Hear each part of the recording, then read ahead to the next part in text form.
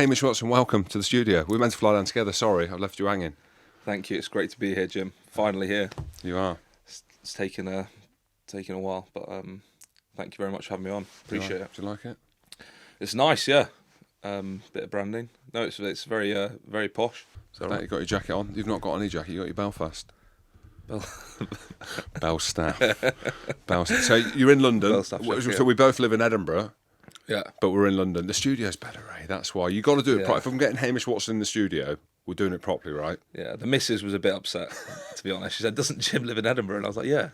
And I was like, "I don't know why we're going now to London, but it makes perfect sense now, to be fair." It does. The Big Jim Show 2.0. We are looking at Edinburgh space as well. There's actually, I said to you before, the W Hotel, which looks wicked. Yeah. They've got like a studio space in there, but it's like kitted out for music. I went and had a look, and I thought, do I do it here with Mish? It'll be easier. Yeah. It'll be 20 minutes each way for us to get in there. But I thought, I've got to show you the studio. Yeah. So I stayed down Get in Mish on the London. underground. How was for 45 minutes. No, it was all right. We missed. To be fair, I did it in December, and when you're doing it in rush hour, it's a different animal. But today at 9:15, it wasn't too bad actually. I love how you say you did it in December, like as in that's. I did it. I conquered it. You did. It's a horror. Imagine being my size and travelling. Yeah, that's tough. Travelling is the the necessary evil for me. You know what's tricky as well? Do you ever eat on public transport? Aeroplanes is a bit different. I don't eat on public transport when people are. So me and my brothers and my dad went to the cup final to watch United versus City, and we're on the underground on the way in. And this lad, he's obviously doing what he has to do. He's working. He's might have like half an hour to eat his food, but he's got KFC. We all love a KFC. We all love a KFC. If you're eating it, we all love a KFC. And you're starving. But we're there. We're a few pints deep. And he's having his KFC. He's got his wings, and he's got the mash and the gravy. What? He's going wings into the mash, into the KFC gravy on the tube, and stuffing it down his face. And we're like directly opposite this guy, and it was when you're trying not to make a big deal of it, but then eventually my older brother's giving him evils, being like, "What are you doing? Like, why are you doing this on public transport?" Eventually, my brother makes it as obvious as possible that he's moving carriages because this guy's being so I don't know. It's just not offensive. Yeah, it is offensive. Well, who dips your chicken into your mashed potato? And then he's sucking the bones, and it's just he's sucking the bones. Yeah, like it's tough. Wings are always tough, even if you're sitting there with your wife. Wings are always tough, but you just get on with it. But in front of strangers on the tube, it's a horror. But so I try to avoid the tube. Yeah, it is good though. It's very, very good. It's quick. We would have got you a car. But we would have. Next time we'll get you a car. If I was travelling down with you, like we were meant to be, you would have got me a car. I said to Al, give Hamish whatever he wants. He's coming into London. He's a bit vulnerable at the minute. I said, give him whatever he wants. You came down on BA, which was, you get a decent seat or not? Yeah, actually, sitting next to Christine's mother-in-law, by chance. Okay. So had a little chat with her. He's got his wedding in the summer, so sat next to her. So the flight down was actually pleasant. Very good, very pleasant. Got myself a coffee. So lovely. Good flight, but then it was just a bit of a, like I said, my agent, George, he messed up a little. He went to City because to be fair to him, it's very nice when he said, "I'll come and pick you up and take you to Big Jim," and we went. I came to London in December a few times, and we kept meeting at City. Our spot would be Pret. Oh, George, meet me at Pret. He was like, "No worries, I'll get you a coffee." So he texted me as soon as I landed and be like, 5 minutes late, but we'll meet at Pret. And I was like, he's acting as if it's a familiar spot, but I'm going to Heathrow this time round. And I said, "What, the Pret at City?" And he just sent back, like, "Fuck." And then he's had to rush to Bond Street to try and pick me up, and then sent me through like a tube map and how to do it. But yeah, it's easy mistake. And you went via Belstaff, the shop? Via Belstaff, Is that the one on Oxford, near Oxford just Street? Just off Regent Street. Yeah, Regent Street. Yeah, that's it. Yeah. So went to Belstaff, and they've kitted me out with a few nice items, a nice jacket for the weekend. It's lovely. This is actually one they got me a couple of years ago. Oh, is it? Yeah, no, but got a nice jacket for the weekend for the rugby. So because I'll be watching. But it's a nice warm. It's a nice. So what do you mean for the rugby? Like because you're watching the rugby, so you've gone down there. They've kitted you out just so you can have a nice warm coat. Precisely. To watch Scotland play France at the weekend. Yeah, just a bit of coverage for them. Yeah, lovely. But no, Belstaff. It's an amazing brand. So thank you very much. I love how the agency have said, and we've got the same agents, right? CSM. Is it Wasserman or CSM? They're merging. CSM Wasserman. CSM Wasserman. That's the new name. I think so. Yeah, well, they're merging. Well, they've merged. Yeah. Something's happened anyway. But I love how they've said to you, you're coming in the studio, the Big Jim Show is that big that you need to wear your Belstaff jacket, you need to wear your Breitling watch, nailed it, and you also need to make sure you've got a fucking mullet, because that is on brand. You've come down with a mullet as well. I've come in on brand. That's how big the Big Jim Show is, yeah. It is. I've not seen them. I always said I've not seen the mullet for a while. You might have heard your brother always text me, and it's like, keep talking about the mullet being Hamish's superpower. He's always messaging me. If I talk to anyone else, you've got my brother's number. Honestly, yeah, Gus. He's always messaging me. What does he say? He sends me stuff like, if I say, I don't know, like I said, Rory Darge was a good player, and he's texted me like, what the fuck? What's his last message? He's sending me stuff when he's at the football. I was like, mate, your brother messages me more than you. Yeah, because you never messaged me. You're trying to get free hats out of him. Oh, I can't even tell you, Matt. I can't even tell you what he's saying. No, he's giving me a rundown. Listen to the pod today. What do you make of Hamish? I'm not even going to say it. I'm not. Reading back, but of course, Gus's that's WhatsApp chat what they do. is a risky game. Your parents and your mates and your brother especially think you're the best. Like, as in not you, just in general. It's kind of like... Of course, everyone thinks their own kid or their own husband or whatever it may be. Everyone thinks within your family that you're the best, and that's what I'm having to deal with at the moment with my wife and stuff. Just get everything in perspective, But it's that's how it is, isn't it? You'd be worried if your family didn't think you were the best. So. Yeah, of course. And that's been my support network, I guess, since the start of my career. So they're obviously super supportive of me and always back in my corner, which is nice. Well, it is tough, and to have you in the studio now, this is going to go out after Scotland play France, and the news came out in the Scotland camp that Luke Crosby's out for the tournament and Richie Gray's out as well. So I was thinking, Hamish, he ain't going to come down. And it's a big move for you. It's a big shift, right? As in, for players to open up and not be closed off at any point, because you want to get back in the squad and get back in the team. Yeah. Did you consider pulling out the pod or not? Well, are you comfortable doing it? I can remember you asking me maybe for the first time, was it last Six Nations? I think I sort of said, obviously I had an injury in December that year, and I sort of wasn't playing at the start of Six Nations, so I put it off and said, listen, Jim, I'm concentrating on my rugby, I'll just leave it for now. Like you say, it's always easy doing these things when everything's going great, isn't it? That's always the easy time to do them. And then at the World Cup, I think in the lead up, you messaged me, and I was like, Jim, it's not going so great. I'll message you hopefully soon when it's going better. And then when we're in France, I think we maybe texted a bit. And then we've obviously finally come round to maybe it's not going to be going well for a while. Let's get this done.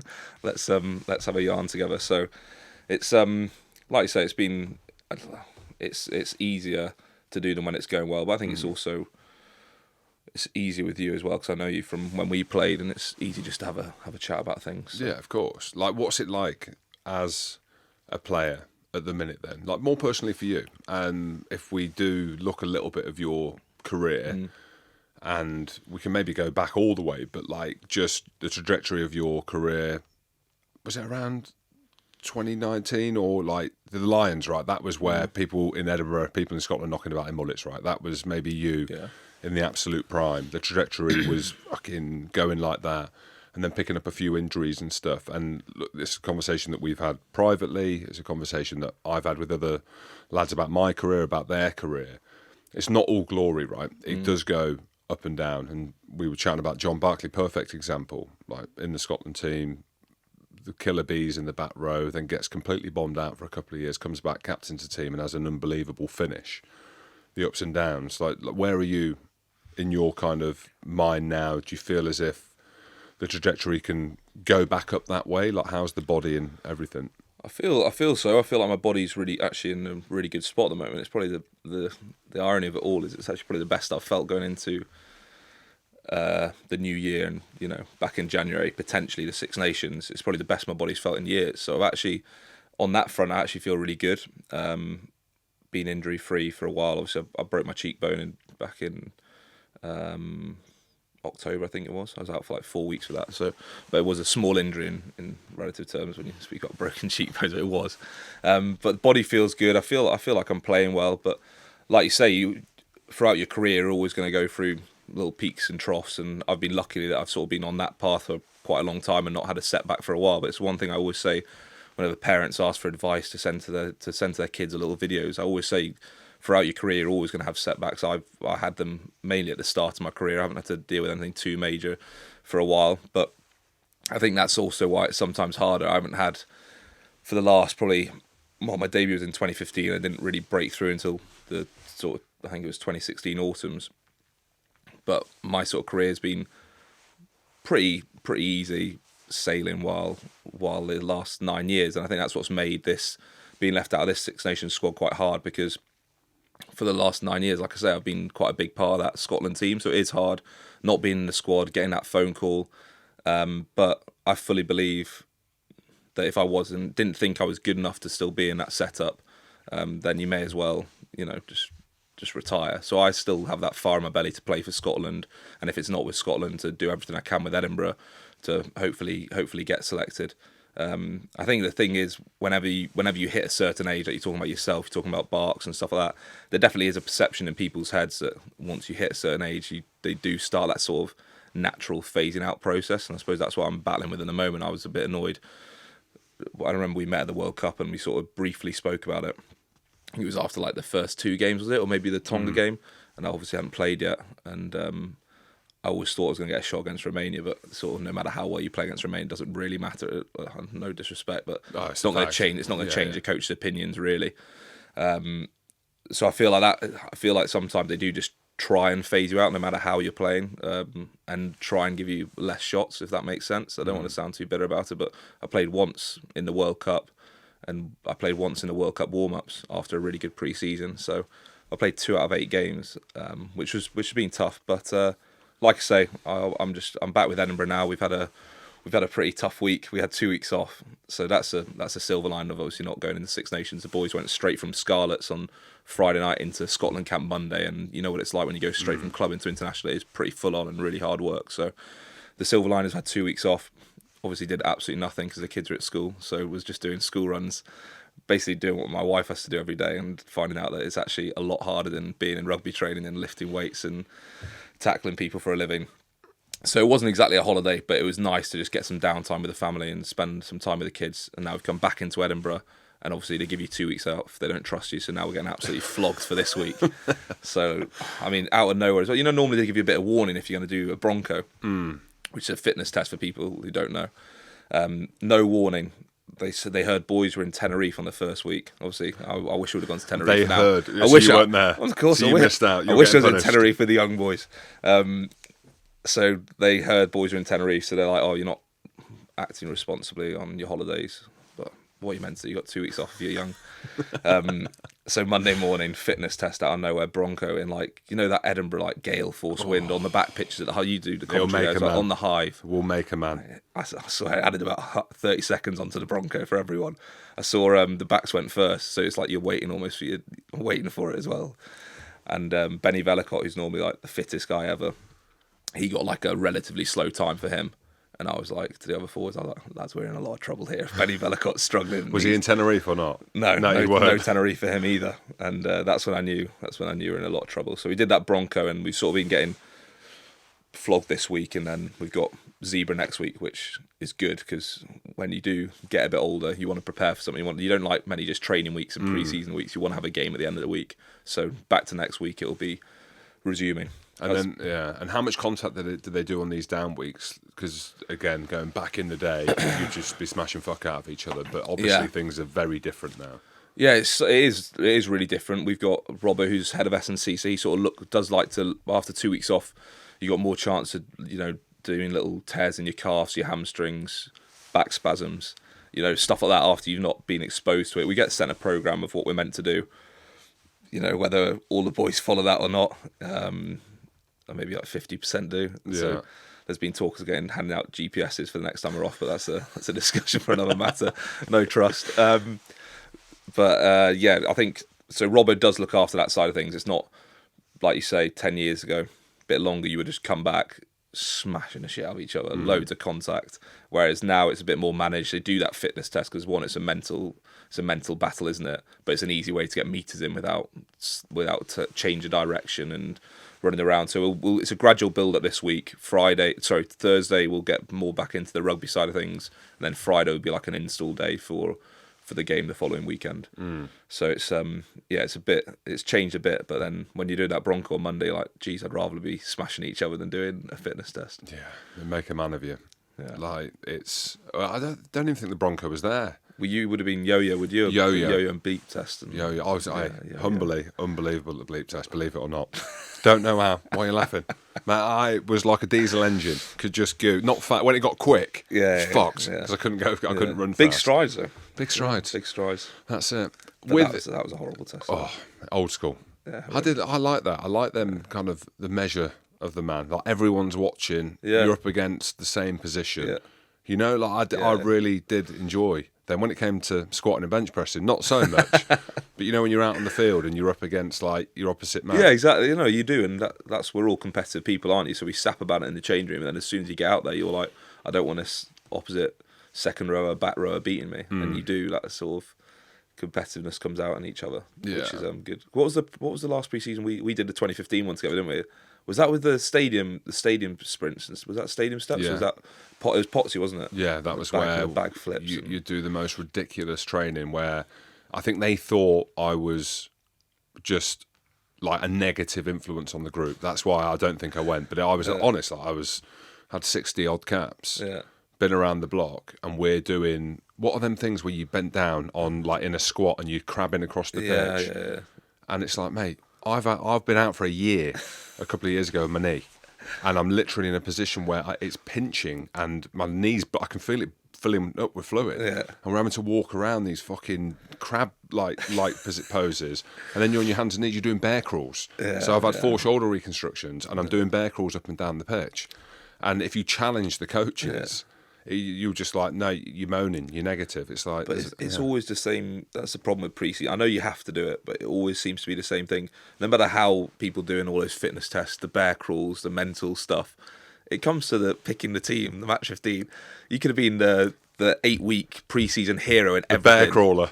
If you're not good, you're still not getting picked. You know what I mean? It's one of those things. Like you have to do it, like we say, and you have to show face and try your hardest. But at the end of the day, it doesn't matter, does it? When it comes down to rugby, they're not picking you on your bear crawls and your Bronco time. Yeah, I understand the mental resilience part. Like, I'm all for that. I completely get it. But rugby's such a functional game, you know, and you'd be doing unfunctional things. It was just, and I know it's changed loads now, but there's loads of conditioning games. You don't necessarily need to squat. You do other natural exercises that you can do to increase strength. You just be doing stuff like, it was almost like you were in stress positions constantly. Yeah. And no wonder your body's breaking down. It was mental. We had asthma attacks on that one in the Pyrenees Hills, didn't we? We had everything. Mo Farah's running around the track, and one of the guys is nearly getting CPR. Was it Damien Hoyland or something? Yeah, Davo. Oh my God. And we had Spacey with Spacey with his sore shoulder. I remember his smashed shoulder, and Vern getting mad at him for not wanting to be there. But he had shoulder surgery like 2 weeks before, and it's like, what do you want me to do? I still have nightmares, Mish. So you just said that one line there. Don't want to be there. So Vern Cotter is screaming at people, how much do you want to be here? How much do you want to fucking play for Scotland? And this is a true story, and it's 100% genuine. Before that camp, I went away to train, warm weather training, by myself. So I did it under the radar, so people didn't know, didn't talk about it until now. I've spoken about it before, and I came in, I was really fit. Like I was that fit that they put me in with the back row. So you might not remember, but basically the sessions were in the middle of the pitch with a running track. Yeah, I remember. All the back rows and all the backs were there, and the forwards were off doing strongman Up on the hill. I never did strongman because they weren't at the level. Yeah, Cusack. But they weren't at the level of fitness or made the grade or whatever. I made the grade, so I'm training with the back rows, and it's the down ups. Where do you think I am in that group? You and Dents must have been somewhere together. Dents might have been behind me. Dildo Dave was behind me. I am so far at the back, right, that it's embarrassing. And Vern's screaming out, how much do you want to play for Scotland? How much do you want to fucking like screaming as I'm on the floor, and I'm thinking he's pushing me mentally because it's quite obvious that I am the only second row type 5 player in within 150 mile radius, like as in they're on a different planet somewhere else. And then obviously I didn't go to the World Cup. That was it. That was the end. Wasn't you it? being too fit going into that World Cup camp Means I didn't made go to you the not World go Cup. to the 2015 World Cup. No, he didn't like me. He didn't like me, and that's what we were talking about, weren't we? I do think about that all the time, and look, people have their own stories, but I just wish I'd dealt with that. I just went straight when I got dropped out the squad, and they brought in Swino, who wasn't even in the squad. He weren't getting shouted at. He weren't in the Pyrenees. He weren't being made to fast for 3 days. Smack rabbits. He weren't made to massacre rabbits like we were. If it wasn't for that story of the podcast, I would never be here now. I'd never be here. Well, there you go. There's the silver lining. I know. Well, hey, if you do decide to walk away, just come loaded with a hell of a story about one of the coaches, because he ended up getting the sack off the back of it. So, but I wish I didn't retire, because Gilco went down in that World Cup in 2015. It did his groin, didn't it? I would have been on the pitch, 2-step lob against Australia, keep it really simple. Semi-final against Argentina, probably won that. And then when they won the World Cup. Well, it was a shootout between Scotland and the All Blacks, and probably Would have won if you would have won that game. Yeah. Just saying, but do not do what I did. But how hard is it? And maybe just chat a little bit about what's it like as players, where from the outside looking in, and anyone can pick a 15 of what they think, and they'll have this mind about the best players playing or whatever. Do coaches talk about like work-ons, and like how hard is it to, if it's your tackling, which it might not be with you, or if it's your carrying and not making meters, when you can't do the contact, is it about trying to do it against, with all due respect, the Zebras in the URC? How do them conversations go now? I think it'll probably be still pretty similar to your day. Like you say with coaches, I think you need to, like we said before about peaks and troughs, you need to have a good relationship with your coach.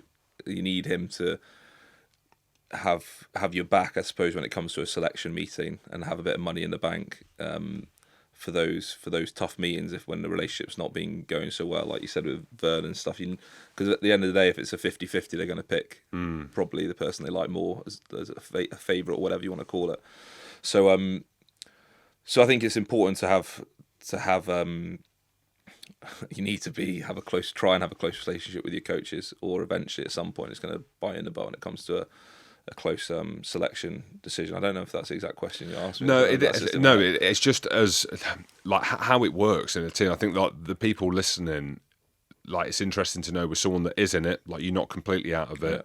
You've been at the highest level. You've been a favourite, a fan's favourite, and then when you're not a favourite, like how the discussions go in terms of, like, if you've got to go and work on your passing, does that mean your mindset is like not against that? You go out and start whipping out passes and videoing it and send it to the coach and say, "Look, I'm doing it." I think it's tough, because obviously I had a brief conversation with Gregor when he rang me up to say I wasn't in the squad, and he'll give you maybe like a few work-ons, which is a conversation between me and Gregor, so I'm not going to go into it, but I think sometime, like one or two of them, you might be like, yeah, fair enough, and then some you think they're just maybe pulling out of anywhere just to I don't know, fill the time a bit and fill the space and just give you something. I think the one thing all rugby players realise is you'd rather just have a completely honest conversation with your coach than to be really honest with you. I think as a player, I think you can always get better. You can always have work on. So I don't disagree with being given work ons, because everyone can always be way better.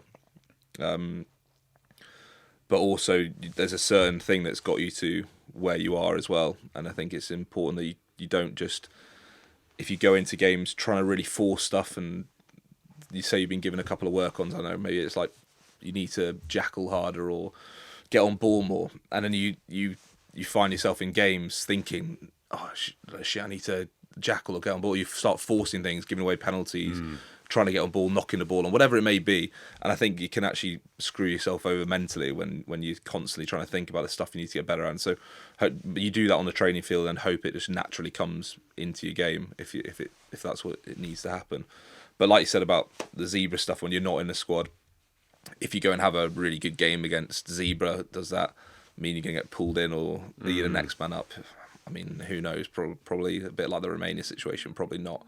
I think they probably at the start of a campaign in their head know when people go, if people go down, their next person up, their next, you know, they'll probably have a sort of you know, draft order or whatever they're thinking about it. So Yeah, it's tough, isn't it? Because I'm not saying that this is the situation with you. It was definitely the situation with me. But having been at different clubs and now being out of it, older, wiser, and I'd love to have a coach and talk about it, whether or not they'd be honest about it. But it's a natural thing, right? You go into a room with 30 lads, 40 lads, you're not going to like some of them, right? Regardless of what you say, you just won't like them. Like Vern, regardless of what he may say publicly, didn't like me.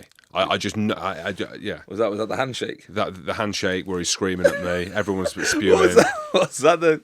Yeah. You didn't shake his hand in the morning or something? That was my last Italy game away. for Italy. I Italy played with away. you. Italy away. Well, Gilco, so Grant Gilchrist has projectile vomited in the huddle before the game, and I'm not even in the squad. I've had an unbelievable campaign, unbelievable build-up. That's the final game. Grant Gilchrist is in the huddle as captain. Projectile vomits everywhere. Jim, you're in. So I literally put down my coffee. Fucking hell, off we go. We go again. Yeah. Play against Italy, beat them. Yeah. Last game before the World Cup in Turin, and think, well, we've just beaten Italy. I couldn't have done any more. I got my hand up. And then the next morning, there's a few lads that are ill. It's 5 o'clock in the morning, and I can just hear, yeah! He's fucking going mad. I'm thinking Finn's been out of the piss or something. So I'm looking round, like, what's going on? He makes a beeline for me. And he's like, you should know better. And I'm thinking, I'd literally taken it back. I had no idea what he was talking about. No idea. He's like, you've played in France. I've got no idea what. So I'm like, what the fuck? And I hate being spoken to like a dog. And that's where I flipped. And then he took me out. So I said, who the fuck are you speaking to like that? Do you think I'm a dog? What has happened? He's like, you should go around and shake everyone's hand when you come down for breakfast. I was like, but everyone's ill. There's loads of people. It's fucking 5 a.m. What are you talking Should have given him a about? fist pump, mate. And that a was little it. fist pump and Anything. Again, I should have given him something. Wow, mate. It's like doing a triple roll against Zebra and, you know, making a line break. I don't think a fist bump would have shifted the dial. Just didn't like me at all. Which is the way it is, isn't it? Like It that. is, And when you're in a team sport, like, and you look, and it's so hard, isn't it? Because you've got such a short window, right? As in a 10-year career is a great career. And you've got such a short window to make a difference. And you're playing internationally, as you know, like, it doesn't get any better, does it? And when you're out of it and there's that desperation and you see it unfolding, it's so addictive.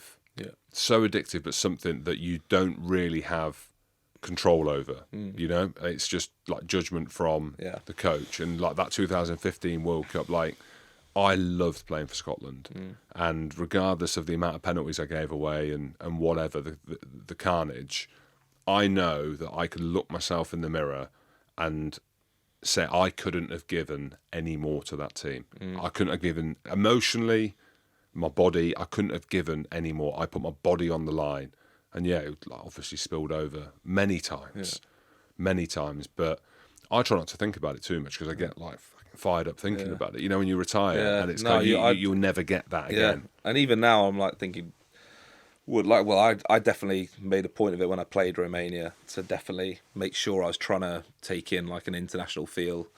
Obviously, it wasn't against like a tier 1 nation, but I remember walking off the field thinking maybe that could be my last, because it wasn't going my way. And maybe I was a bit naive in thinking if I got back into a bit of form for Edinburgh and playing well, that I might be in the Six Nations squad, because sometimes it goes in cycles, and maybe it's a start of a new 4-year cycle, whether I agree with it or not. But I remember, just go on your point, I remember after finishing Romania, and I think I got taken off 5 or 10 minutes before the end, and I think just looking around and trying to take in that international feel, because like you say, it just doesn't get any better than that. It is amazing playing international rugby, playing at Murrayfield, playing those big games, especially, and the Six Nations is always...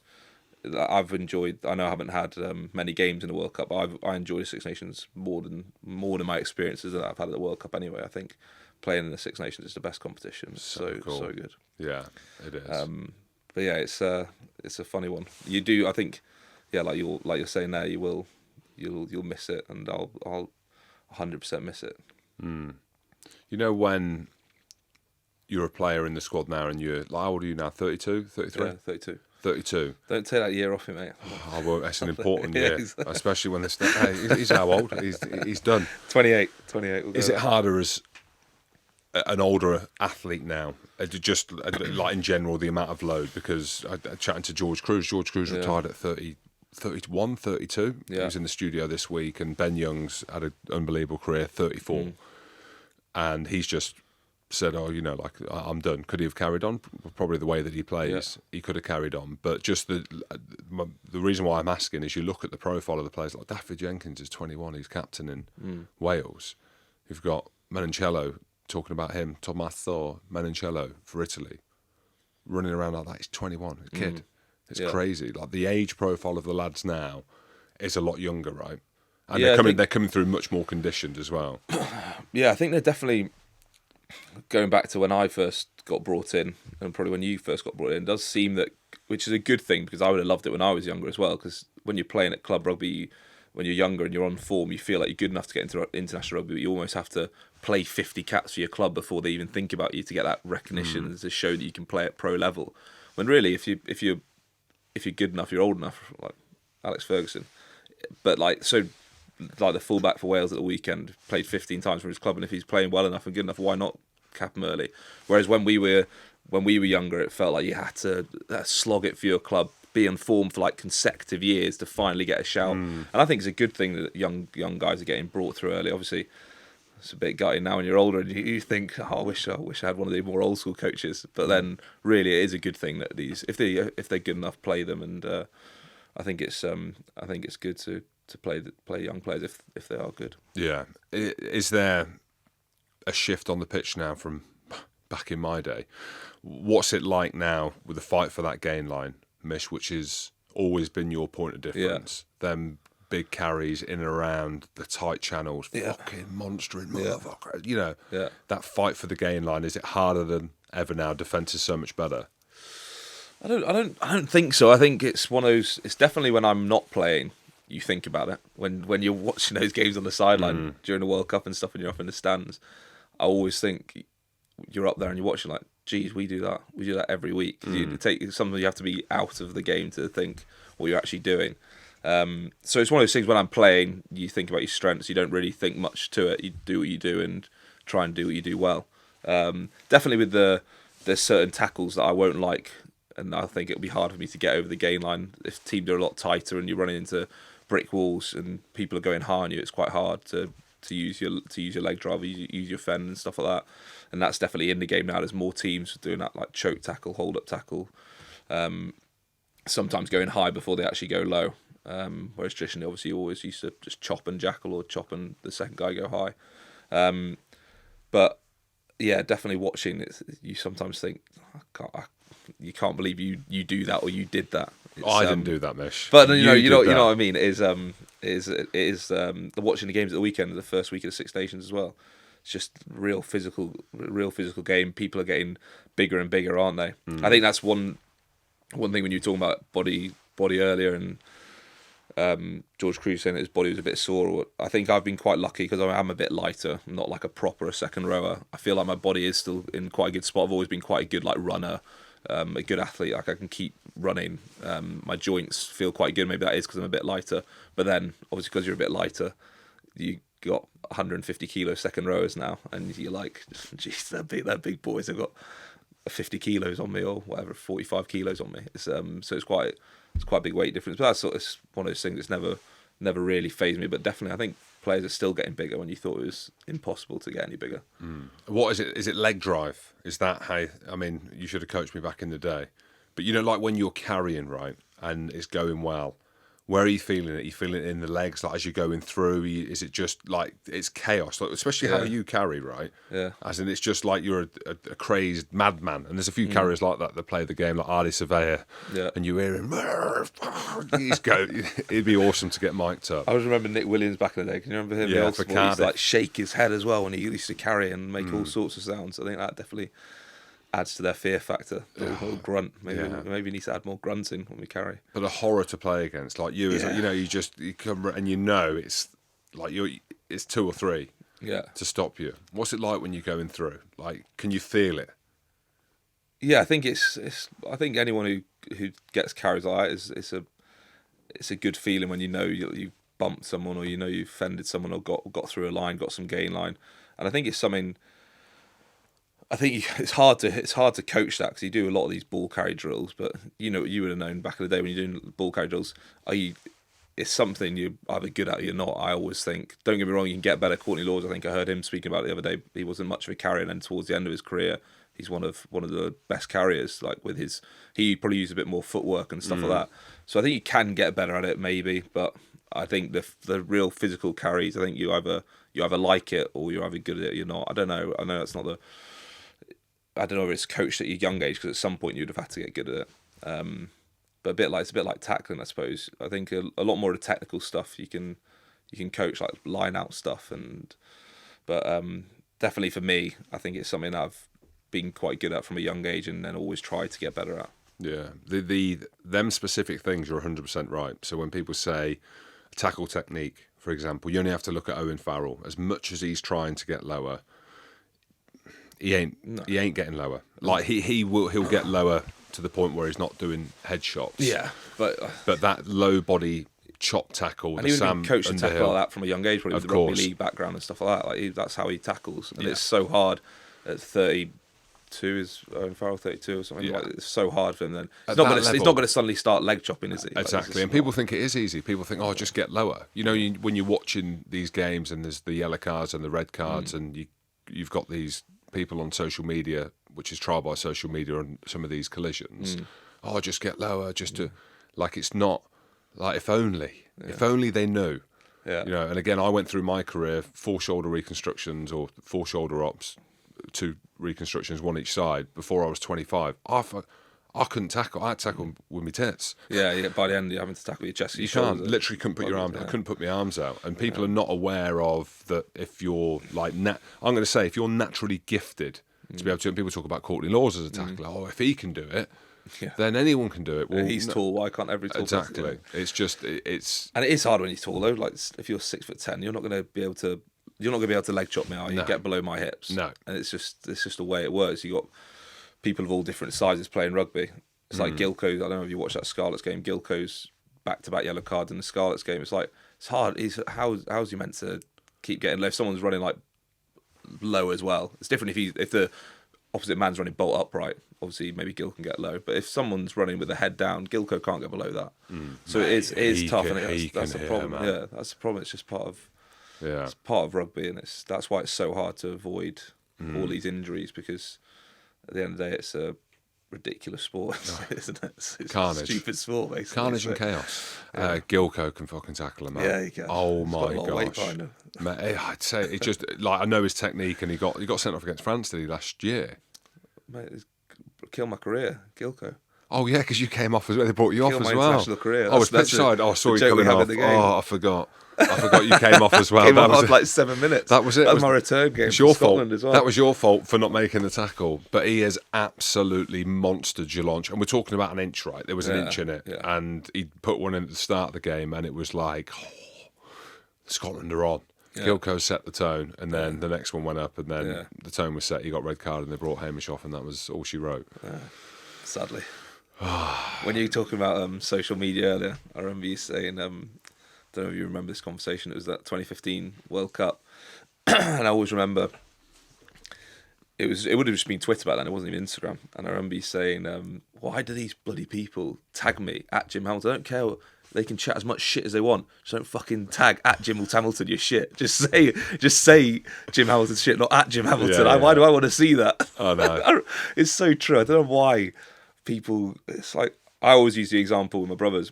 Obviously, I'm a massive football fan, love United. And you get frustrated when players aren't playing as well as you think they should be. But I'm never, and having a conversation with your brothers, with your mates in the pub and saying, Marcus Rashford, he wasn't very good today. It's completely different to getting on your phone, tag at Marcus Rashford. You know what I mean? It's just, I just don't understand why people do that, because obviously you can slag off as much as you want. You can do that. It's your team. You have a right to think that players should be playing better than they are. But when you pull out your phone, you're deliberately it's not just a slip of the tongue. That you're deliberately trying to make someone see that, aren't you? Yeah, it's an interesting space, isn't it? The social media stuff where my business, if you like, is on there, and part of growing a podcast or in the media is you need people to like it. If they don't like it, then it's obviously not going to grow, is it? If it's a shit product and people are saying, "Oh, it's crap" or whatever, and it's the same as like when you're a player. Like if you constantly get in that and it's in your head, but the way that I think about it is like the negativity. Well, it's always less. So the people that comment, so most people are like us. If you're in a pub and you don't rate Emil Heskey, you're talking to your mates about it, right? You're not writing it on social media, but that's the way that people live now. They don't even speak. They can't have conversations. Yeah. So instead of having an interaction, they'll just put it up on there, because if they get an interaction with it, that gives them the dopamine Tiny hit. bit of clout or something. Someone's recognised Anything, it, or just interacts with it. It's but it's a really Which is a interesting weird space. It's a weird world we live in. Yeah, But do like you say, you have to. You almost. It's like when players are trying to promote their brands now. You have to be on. Like we all try and lower our social media and stuff like this, but it's such a big part of everyone's lives of growing your companies, growing your sport, growing your teams, that you sort of have to also buy into it. It's a crazy space to operate. Like it really is, and like on everything as individuals, like a business, whether or not you've got a beer business or you've got a podcast business or you're a team, and you're a business, and you look at all the social media stuff that they're having to do and they're trying to put it out there. It is heaven and hell, like, and it's the Wild West, right? Because well, the kids are on it as well. Yeah, I don't think kids should be, and I know there's a big thing in the news about it. I don't think kids should be on social media. 100%. I can't believe it. I can't believe this. They're not. Well, when you hear about like young kids now having, obviously, you believe it can be there. But when you hear about young kids now having like anxiety and mental problems, and it's a lot apparently to do with social media. Just I think kids, I don't want my 100%. kids on social media. Like I think it should be definitely there should be an age limit on it. Like I don't know what's a sensible age, like 16 or something. When can you smoke? 16. Yeah, but I just don't think it's so bad when you see young kids scrolling the whole time, and obviously we do it. But I mean, it's just it's so hard, isn't it? Like is, that because it's the social pressure at the school. And like if little Jimmy, your kid's best mate's got it, and then you look like, what sort of parent do you look like when they're going back being like, oh, but my best friend's got it? It just adds another pressure to it, doesn't it? And your kids hate you even more. I get all aggressive with mine because I don't care. I mean, JJ was 12 when he got a phone, which I still think's early, right? Yeah. But he was one of the last ones out of his mates friendship group, to get one. And my daughter's 10, going on 15. Yeah. And all they talk about is makeup on TikTok. And I'm like, makeup on what? Yeah. She said, oh, yeah, they're all on TikTok. I said, what, the age of 9 and 10?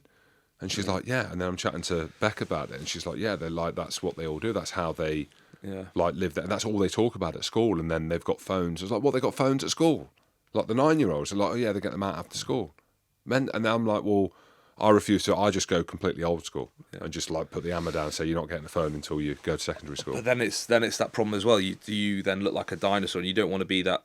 If every other parent, if you're being overprotective, that's when your kids start to hide stuff from you and try and buy like their own phone, and then you don't even know about it. So like it's such a hard balance because then you don't want them to hide stuff from you. Yeah. And if the world's going in that direction, you can't be the only one left behind, or your kids the only ones left behind. So it's to navigate through it, that's why they probably the government at some stage will need to step in and put a legal age on it. But I remember doing it, we didn't have phones, but I remember doing it with my parents when the old GTA games, obviously they were all 18 plus and pretty graphic games. But I remember one of my mates got it at like 13.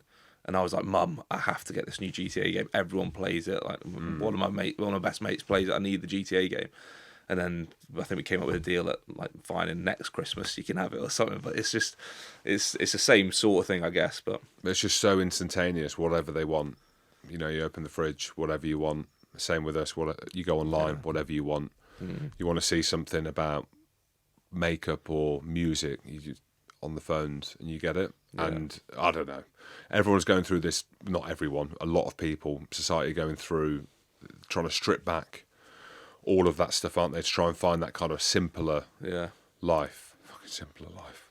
No, it's manic. I think having kids right now is tough because, like, even food, as in, you know, you look at, Oh, I don't know. I'm being a Are bit of a you're about nose. to go on grocery shopping, aren't you? I was having a word with my wife the other day. Like, so you look at your bills at the end of the month. Like, how are we spending this much on just supermarket shops? It's crazy. And we need a menu.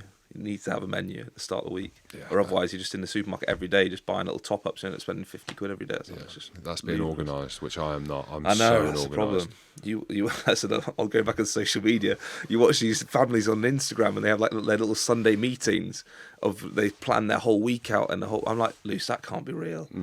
Can't like how No, do people it's have that not. time with That's not- three they hate kids? each other. They hate each Yeah, other. they have to. They look so happy though, don't they? Oh my gosh. Yeah, they hate each other. Yeah, got to. On there. But yeah, I don't know. Trying to migrate through with 4 children I've got. And then as, you know, the younger one grows up so much quicker because they've got the older ones to look up to. Yeah, the phone is the real devil. Like, we've got things in place where we don't have them at the table. Like, we literally, like, non-negotiable, which is hard for me as well because, 'cause especially your if I've been work on, and if I've been on the road, you know, if I've been on the road and I'm on my own, Yeah. like, I find myself being addicted to the phone. So when I go home, it's kind of like, you know, you've seen that thing online about, I think it's a Chinese kid who's asleep, like swiping his phone. Yeah. Like, that's me. Like, I'm checking my pocket, like and then I've got to kind of bring myself back in. Yeah. Then go and get in an ice bath and then do my breathing, then do my meditation, then do hum mum mum mum mum mum mum mum mum. It's funny as well because then you deliver. I found myself on the tube today.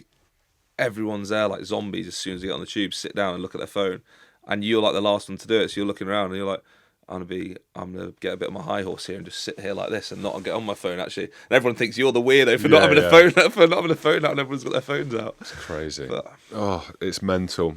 Do you like the red behind you? I keep looking. That's Man United. Red for Man United, yeah. I was going to put Scotland, but I thought we'll leave it for now. Yeah. What's mine? Blue. Moon, blue moon. I'm a Man United fan. Man United. I was a Man United. You know, I'm a Man United fan till I die. Why singing Blue Moon then? Because I just did it for the break. Just put it behind. Because Man City are doing well. So do you know who Ben Foster is? Ben Foster, goalkeeper from Wrexham. He's got his own podcast. I was chatting to him yesterday. He was in the studio. He does a podcast. Yeah. Lovely bloke. Awesome. Yeah. He's got Ryan Reynolds Has he? on his podcast soon. Yeah, That's pretty cool. He's all fucking pretty cool. I said, is he coming here? He says, oh no, I've got to go and do it at Wrexham. He's got to go and record there. But the football's mad. Yeah. Like, so Ian Wright sits in this chair.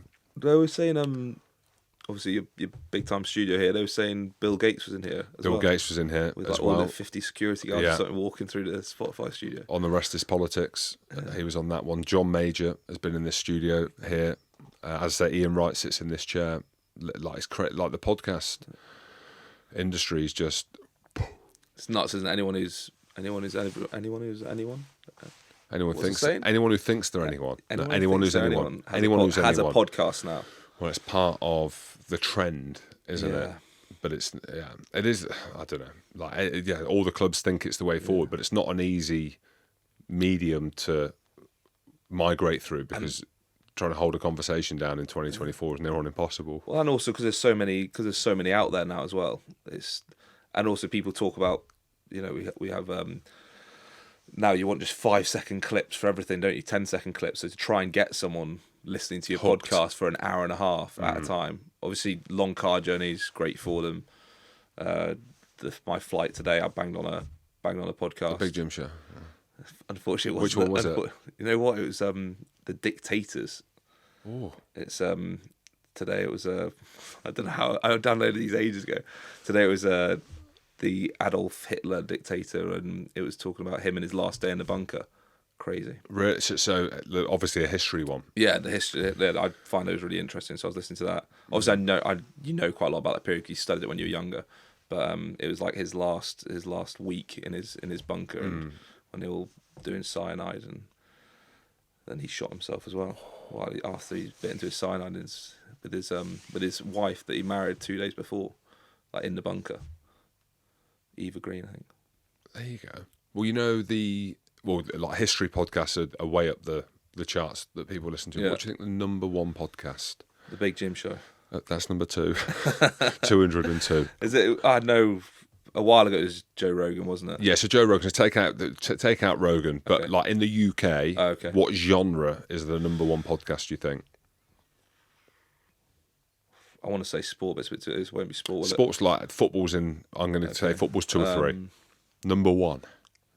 At the moment, like mental health stuff or anything? No, fitness and that'll be in the top 5, top 10s. Divisive. You tell me. Very divisive. It affects all of us. And when you talk about it, if you put anything out on social media, you're fucked. Politics. Yeah. So politics is the rest in the is UK politics as well. in the UK. The rest is politics is the number 1 podcast by some distance as well. Yeah, I listen to it occasionally. And I was chatting to Tony, who's involved in Goalhanger, who they're recording here as well. They've got the rest is football, the rest is history, which would be up there as well, and the rest is politics. And the irony is, I'm not really allowed to talk about politics on your podcast. Just in general, yeah, like as in because it's a bit of a taboo, isn't it? No one likes talking about politics. Nah, and it's crazy. Which way you are. Red and blue. That's maybe this is why this was like the hook. You've gone red, I've gone blue. It's crazy because only since COVID, I've gotten like uneducated, right? I know who Hitler is, of course. I know a little bit. I'm interested in history. Yeah. Never been interested in politics, ever, like absolutely ever, until COVID, obviously, where we all had an opinion and we were watching it unfold. But more so having children now and them being in school, like us living in Scotland, the tax around all that stuff now.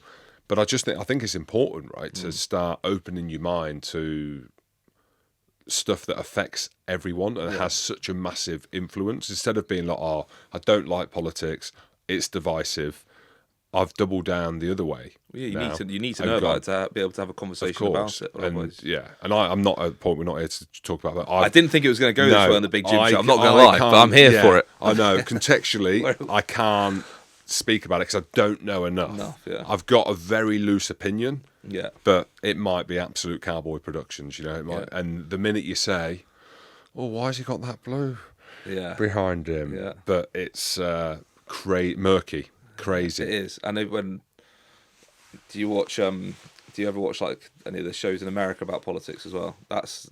You think UK politics is divisive. American politics is next level. I listen to podcasts on it, but how corrupt it is, that how corrupt it is, and just I think you almost say what side.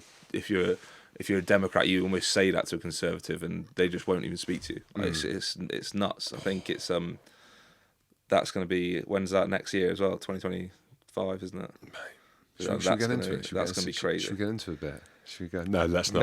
Maybe you should start a side segment, and it'd be interesting. But you get people on who know a lot about it, and you don't know anything about it, and then you could be the guy just quizzing these people on politics. Yeah, it'd be quite interesting because you could bring the funny element, and they're actually being super serious, and you could sort of take the mick out of them a bit.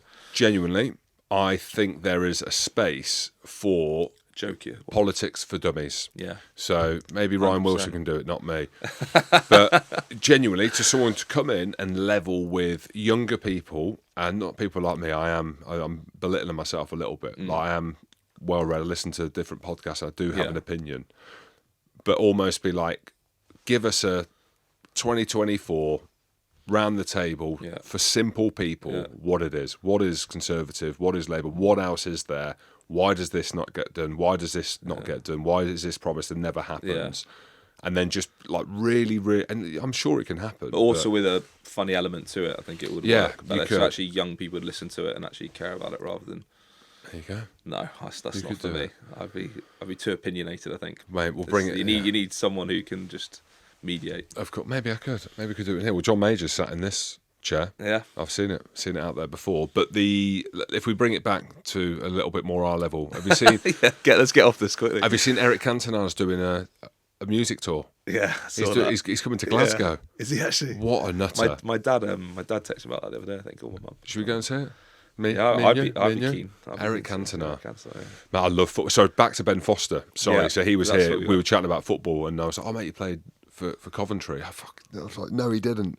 Did he? He didn't. No, he didn't. But football's massive. So did he call you up on it, or did he just go with it? Mate, he was what a gent. He was absolutely he just went with amazing. Like, Coventry. Yeah, he might have just said yeah. He said Highfield Road. I was like, yeah, that's the one. I lived on Highfield Road back in the day. But football's massive, hey. And we've got a few. I chatted to a couple of people in the company, and they were like, I just don't get it.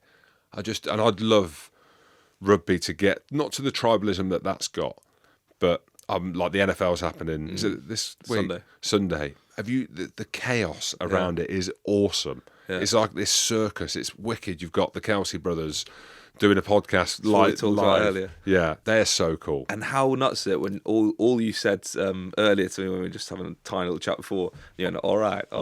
And I was like, you watch the Kelsey All podcast, right don't now. you? But how funny is that? Just Yeah. for that one, I don't even watch it that religiously. I watch like, maybe like we were saying earlier, I don't tune in for the whole thing. I watch little snippets on YouTube, so I might watch half an hour a week of their podcast.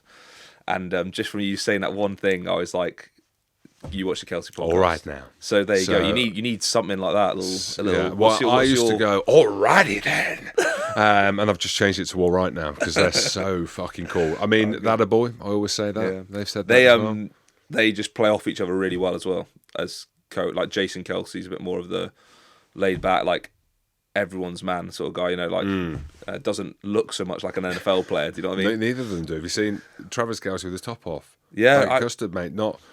I might not have seen him with his top off. I saw his arm. His arm didn't. Yeah, look I that heard big. that the other day because he was saying about how I was watching something on Instagram earlier, social media, and he said that he benched something like 315 pounds, and we obviously don't deal with pounds. I was trying to work out what that was, and apparently that's the only time he's hit it in college. But it's funny, those athletes are just And what was that in kgs?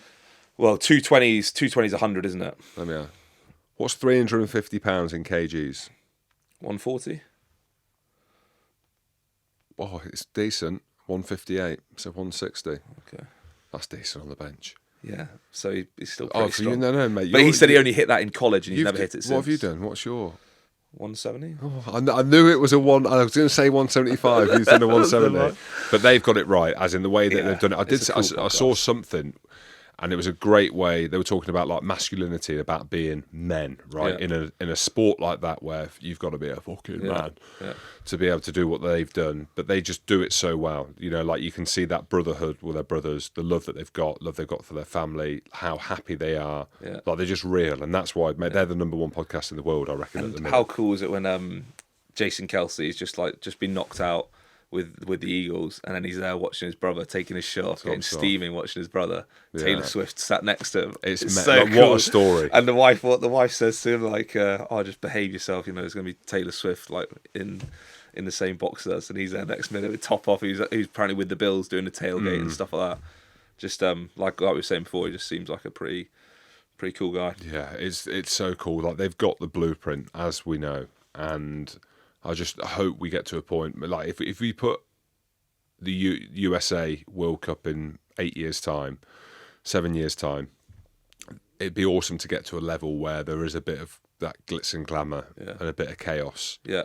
There, you know what I mean? And you need the Americans to get on board at some point. I know it's not quite kicked off in the way we all were hoping with the American League, but you need that population to get what is it, 330 million. You need like to try and just get some of that population into rugby, because you know what they're like, consumers, and they'll buy everything. They'll just help the sport grow and grow and grow. So I just think we need to try and capture that market, because like anything with baseball caps, anything you're trying to sell, that's where everything sells in America. Yeah. So with America, like the two biggest markets are USA and Japan. Yeah.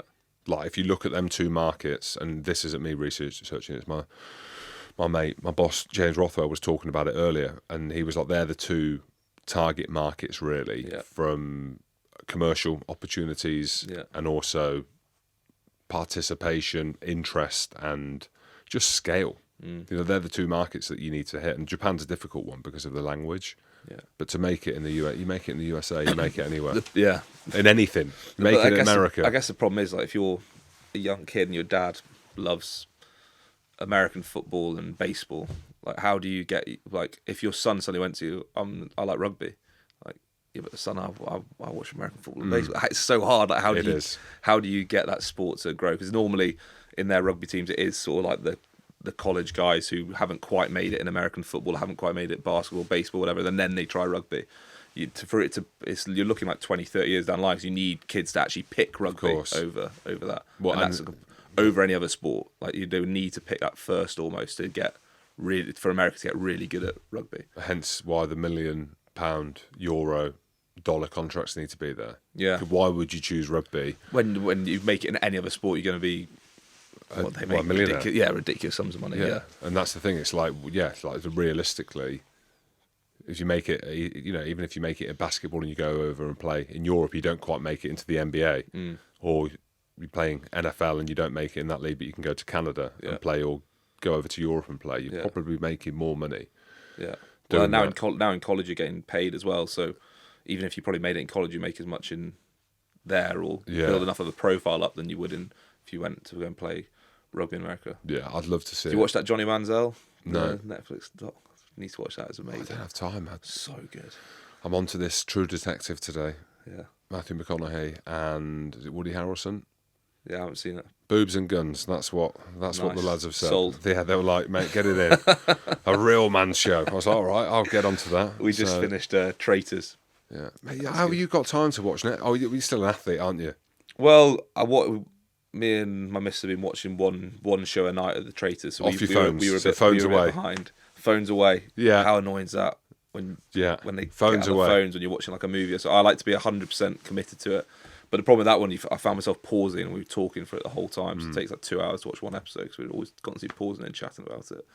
But yes, it is tough to watch stuff. I don't watch a massive amount of series. Like I'm normally YouTube. I'm bad for YouTube. Like even if I'm cooking, I'll be chuck on like 30 minutes of YouTube, or even if like the kids have eaten earlier and I'm cooking for others, I'll always have it there. Or even if I'm eating by myself, I'll have YouTube on. It's not good. Yeah, it's a shift. Like we got through a show the other night on Netflix. It's the one around, is it the Band-Aid, where they did the song "We Are the World, We Are the Children." Michael Jackson sings it.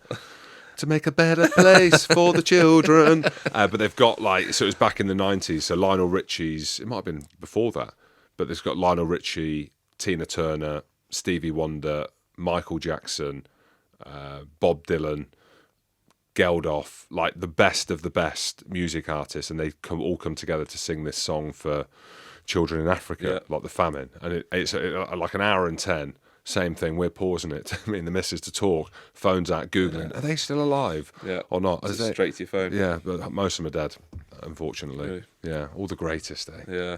Most of them natural causes, like Tina Turner and these, but It's sad. You get a lot of sportsmen dying recently as well, haven't they? Like a lot of the old school United players and just legends rugby after players legends. as well. Rugby players, Yeah. just legends after legends, isn't it? So, just that generation, and Yeah. it's that's when you know.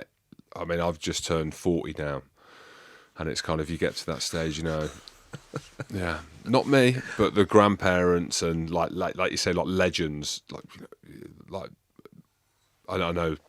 Chandler went out a different way, like Matthew Perry, how he went out, but like the older people, but like people that you've grown up with, and it's kind of there going. And you see it like the music industry and obviously the football. I'm a massive football fan as well, and you start seeing them.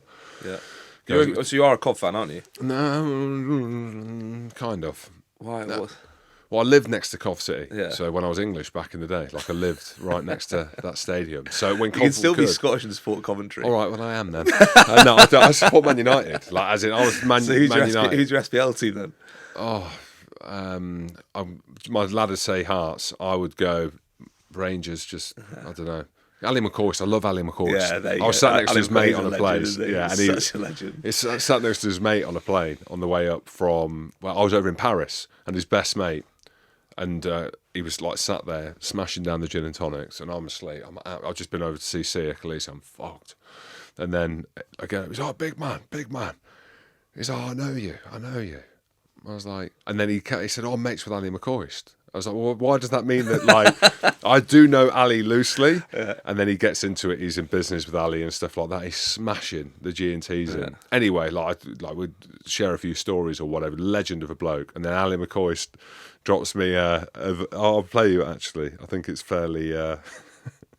it's fairly PC. So I'm at home like that, and I've got home, same thing, like I promised I wouldn't be on my phone. And message. I get a phone call at midnight. I'm like, Ali McCoy. I didn't answer it. What did he say? Jim, how you doing, Paul? It's Ali here. 8:30 on Sunday evening. I'm hoping beyond all hope that you are in fucking better condition than the man you were flying back with from Paris today. He's trying to claim he's had one gin and tonic, right? Well, I can tell you right now, if that's him after one gin and tonic, there's no help for any of us. Mate, I hope you're in top form. We will catch up soon, and gonna no do that if I pal again. Catch you later, pal. What a lad. Oh, And you've got to be pretty big time if you're turning down calls from Ali McCoy. I know it's Tell you half that 8. much. Matt, I Jeez. bet I've been travelling, so like That the commitment is, to the that's family. big. That's big. We're trying to get him on the show. Like we keep missing each other. He's like, Should oh, take my jacket come on. Yeah, take it. You hot? Yeah. Is that right? What jacket is it? It's a Belsoft jacket. Yeah, take it off. Cheers. How long we got? Oh, we're good. Yeah, put it there, mate. You're good, mate. It's unedited anyway. Unfiltered. What a legend. Yeah. He's anyone you speak to, it's smiling from ear to ear. They don't have a word to say. Yeah. They don't have a bad word to say about him. Like he's wicked, because I had him pitch side at the World Cup, and him and Jimmy Nesbitt came on. Jimmy was absolutely slippered. Hilarious. And then the next day I went and met some of them for like a few beers. Like Jason Fox was there, Ali, Kenny, and then they left. So Ali McCoist and the boys left to go and get a train from Paris back to London. And apparently Ali McCoist, no train like he just presumes someone's getting him a train ticket. So he's turned up at the train station, they're all beeping through, and he's like looking round. And then they were saying about these stories where like he's turned up to this function like the week before, packed his bag in the dark or whatever, and he's got a pair of shoes, like different coloured shoes, wrong coloured shoes. And then that was the thing at the World Cup, because that's what we're talking about. I looked down his feet, he had like a pair of like these horrendous trainers that were like 4 sizes too small for him, like literally dotting about. My feet are in bits. Because he did the cycle as well, didn't he? He did the cycle. Because we saw him, guys who weren't playing bumped into him as well during the Ireland game at half time, and he was he'd had a few beers and he's on flying forward. Legend. Got a hug off him. Yeah. Good lad. He loves the ball. Like, Yeah, he does. He likes rugby, doesn't he? He likes the rugby. Yeah, he's going to come on. But I was asking him, so when we sat around his mate, we were talking about like football back in the day. And this comes down to like the tribalism, right? Yeah. As in, you just engage everyone. Like I watched the Liverpool-Arsenal game at the weekend, right? So Arsenal were on fire. So we're 3-1 or whatever. And I'm watching it in the Cotswolds of all places, in the pub. And you're watching these established gentlemen, and they're there with the families and stuff like that. Fucking getting fired up. Like, just like if there's a missed pass not going there, like they're fucking. Yeah. It's like crazy. They just turn into like wild men, and women do it, you see? Yeah, it is. It's funny when that's what when I said we talked about going down to Wembley, like with me and my family. I love going. It's so weird. It's like an old school thing, isn't it? You can almost go to football. You feel like you're a different person, don't you? All bets are off. Green Street thing, isn't it? It doesn't matter what your job is. You might be a lawyer, you might be whoever. But you go down to the football, you lace your shoes up for a football game, and you're a different beast. Especially United City at Wembley. That's what it is. That was a mega day. Me and the missus' first movie we watched was Green Street, which is that one where they're like lawyers and stuff. That's the one, isn't it? And then they all fighting at the weekends. Yeah. But that's what I remember living in Cov was the stadium there, the old Highfield Road one. Yeah. And then I lived like in the road adjacent to it, and I was a young kid. So what was it, 8, 9? Yeah. I used to watch them scrapping. So Cov City, Aston Villa was the one, and the song was "We hate Villa, we hate Villa." So I'm there like singing it just because you're an impressionable young whippersnapper at 6'5" at the age of 8. So they're all trying to scrap me as well. But it was Cov just lost in the playoffs, didn't they, last season? Yeah, against Luton. Against Luton. My best mate is a Cov fan, and he was absolutely gutted. He went to the game and with his old man and stuff. Gutted. Don't support Cov. Yeah, it's tough. I'm a Man United fan. I am. That's not been easy the last 10 years. It's not been easy. No, that's the thing, because they had such a dynasty, right? Like back in the day, and I don't watch it as much now. Like I don't have time with all the ruggers I have to watch casually. But the days of like, I'm gonna name drop them, because this was probably the same generation that you would have watched. But I'm a Schmeichel. The treble team. Yeah. Parker, Paul Parker, Gary McAllister. No. Gary Pallister. Fucking McAllister. Steve Bruce. I'm moving up the team. Well, you're going a bit further back there. Yeah. Oh, yeah. Gary McAllister. He managed Cov. Roy Keane. Yeah. Beckham. Roy Keane's so good as well. Solskjaer. Andy Cole. Yeah. He hits it. Dwight York. Who else is up front? Even Ruud van Nistelrooy. Yeah. That generation. Hit me with some more. May. Is it David May? That was before that. Was it? Wes Brown, mate. Wes Brown? No, that was after. That was. Well, he played in the night. That's the thing, though. He played when I did a thing with him up at Murrayfield when they were doing the United Lyon game. Okay. We had to name Yes. the United starting team at the '99 Champions League final, and we had to name it for the '09 one as well. When we won out in Moscow, was that '09? Testing you there. But anyway, we had to name the '99 team. The funny thing about that, Wes Brown was like on the academy deal, and he played in the '99 Champions League final. I think he was on the bench. Yeah. And but like, so he was in that era as well, which is nuts when you think about it. 'Cause he was around for ages. Yeah. And he was a United lad, an absolute United legend. Yeah. But Well, but the Neville, they were the times, weren't they? Yeah, we sort of, we probably just missed out on them to fully enjoy it. But Well, it was after that where they went even bigger, didn't they? With Neville and then Nicky Butt, Paul Scholes. Yeah. It was a Cantona. when you had Ronaldo, Tevez, Rooney, like we were Of course, yeah. That was the next. we were Yeah. the ones. So good. We were them. I can't even say we there. I feel like a right fraud. I do like football. I like Liverpool. I like Klopp and stuff at the minute. I thought. Hang on. I know. So you're not a United fan. I can't You're be. not. Yeah, you're not If a I'm- United fan. I- I couldn't mention them in the same sentence as Really? United. Okay, No. well, I'm You're honest. not. Yeah, you're a football I fan. follow people. You're a football fan. I'm a people fan. Yeah, well, there you I go. do. For every yeah. United fan out there that's just heard you praise United and then just go straight afterwards, and I like Klopp and Liverpool. You know, You fraud. But this is You're how absolute easily I'm fraud. sold. So Klopp does his interview, right? Oh, Klopp does his interview, and then I'm like, actually, I'm going to go and have a look at the jerseys for a Liverpool. I didn't buy one, but sold up a river. But I like Man City as well because I like Oasis. Man, I like Oasis see, as well. I'm shocking. I hate Oasis. What do you mean? Stone Roses. Oh my god! But that's the problem. Oasis, iconic songs. Don't get me wrong. I sing along to them in my head when I hear them, but I can't. Is it that deep rooted that you are red? You're a red devil. United fans of Stone Roses. Don't get me wrong. If you're from Manchester, that music scene that went on in the late '90s. Don't deep down, every United fan will say Oasis are mega and their songs are amazing. But when you're, There's no but. you pretend. There's you no pretend but. it's only the Stone Roses in Manchester. There is no but. But you've just said you like United, Liverpool, and City. I'm a football You're fan. a football fan. Yeah, I like creative people as well. You may as I well like say you're. Oasis. But that's the best thing. You say you're a Cov fan, and you can watch whoever you want in the Premier League. Yeah, So very I true. would go back to Cov and Hearts, I've never- and then you can just support the Premier League. Yeah, I'm so flaky with it. I'm not that loyal. Maybe that's what it is.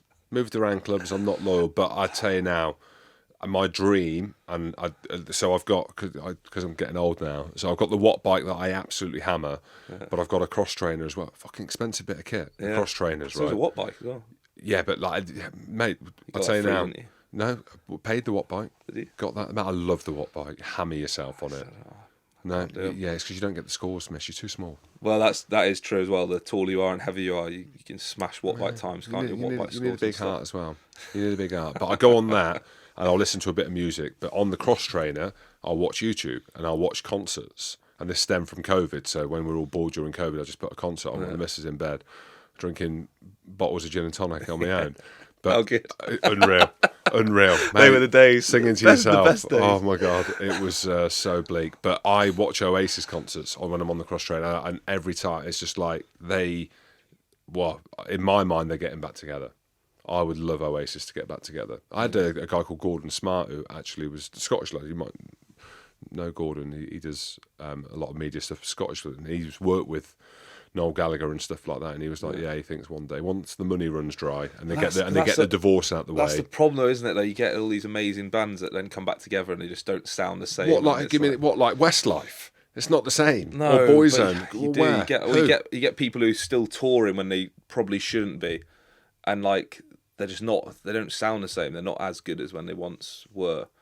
Mate, you they not are. Their songs are so easy to sing. Yeah, Do you know, like they don't. they're karaoke songs. Yeah, They're they, amazing. anyway, like, Yeah. they can get up there and just like let The let crowd sing. do The it. crowd would sing it, wouldn't they? Yeah. Like It'd be more about them come back together and make you a bit of money. It's like Robbie Williams. I thought Robbie Williams was a bit of a karaoke singer. I went to watch him live. Nah, he was unbelievable.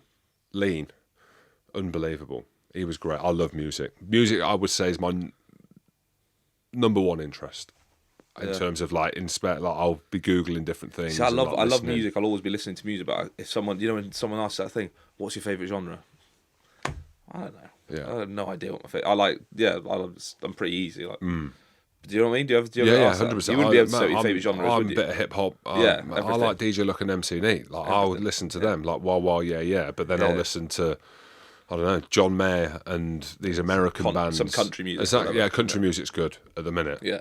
Luke Coombs would be cool to get on the podcast. Really cool. I heard him on the Watch podcast the other day. He's seems like a good guy. Do you listen to podcasts then? A lot of them. There you go. Not rugby ones though. Well, that's what I mean. Maybe But it's so funny, isn't it? Like I've got obviously mates who listen to rugby podcasts the whole time, and they're like, "Oh, did you hear him on Jim's pod the other day or whatever it was?" And I'm like, "Lads, I play rugby every single day. Like rugby's big enough part of my life. The last thing I'm gonna do is go home and listen to a 2-hour rugby podcast." Yeah. Whereas obviously, if you've been work all day, you are going to flick on a 2-hour rugby podcast. Well, they need to freshen it up a little bit, don't they? Like make them a little bit more interested instead of like generic, and because the game's so hard and so technical. Politics. And this, yeah. Chuck some politics in there. Chuck some politics and some rugby, lads. They'll be thrown. And business is one. Crusoe gave us loads on the podcast about his business, and look, good bloke actually. Like, as in how I went out for dinner with him. He's gone down this, what do they call it? Holistic approach. Yeah. He's got this CBD Yeah, company, yeah. What's it called? like vitamins, 4-5 stuff, but they're talking about these mushrooms and stuff like that as well. Yeah. Music, it's the way to go, isn't it, at the moment? Like music and mushrooms. Music and shrooms, yeah. I don't even know if you can take them here. Mushroom, Shrooms? as in, like, are they legal? Well, in the stuff that the companies are making, of course, they've got mushroom extracts in them. They're Extracts, not yeah. actually just taking shrooms. Yeah, I don't know what the Hallucinating to a wall for 4 hours every night. Yeah, we were talking about it. Some of the like people who've taken these mushrooms, it's like they, you go and see a concert and like the people on stage, like their hair's on fire and like their eyeballs are. I don't like. For me, I'm not attracted to that. I'd be like freaked out. Yeah, even when you get a bit have too many pints, you're not in control. But being that out of control of seeing you there with like 5 heads, if like I couldn't do that. And it's the thing, not knowing. They say you don't know when you're going to get out of your trip and stuff. So I've had a few mates who've tried them, and when they've been over to America as well, and when I was in Colorado in the summer with the missus, and we speak about like trying different things and just keep it fresh. Yeah, freshen things up back, fall back in love. Might not be the thing. Yeah, fall back in love. Let's take some shrooms. Gosh, my lover. And we said, so in Colorado they've got, so I think weed's legal, and they've got like gummy sweets, as in Aspen, like the most premium of premium places you can go. So I imagine they're pretty legit. And I was like, when we go, I said, let's try some. When the kids are in bed, we'll get some gummies. Got the gummies.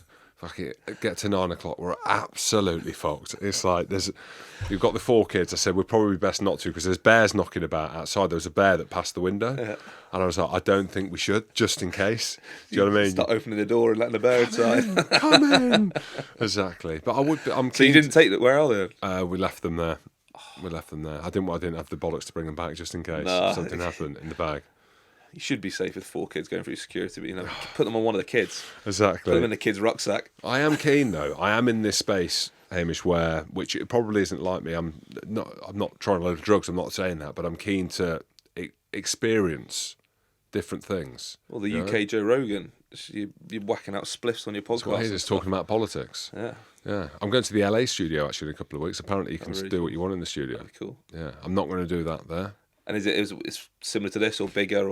This I don't know. I imagine it's pretty cool. Yeah, so I'm going to try and line up an interview. Well, I have lined it up. We're just getting our diaries lined. But there's a girl called Maddie Levi, who plays for the Sevens Australia team. Mate, athletes. Yeah. You want to see these girls playing Sevens. Mental. You talk about the growth in the women's game.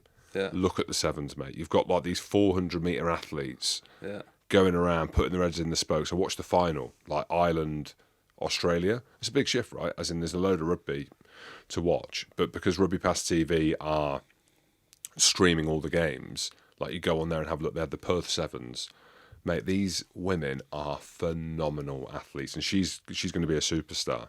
And it's just really interesting to see, like how that transferred, like where they see the direction of it. But it's another side of sport. We talk about we talk about Japan and America, and we like the men's game or rugby in general needs to get into that.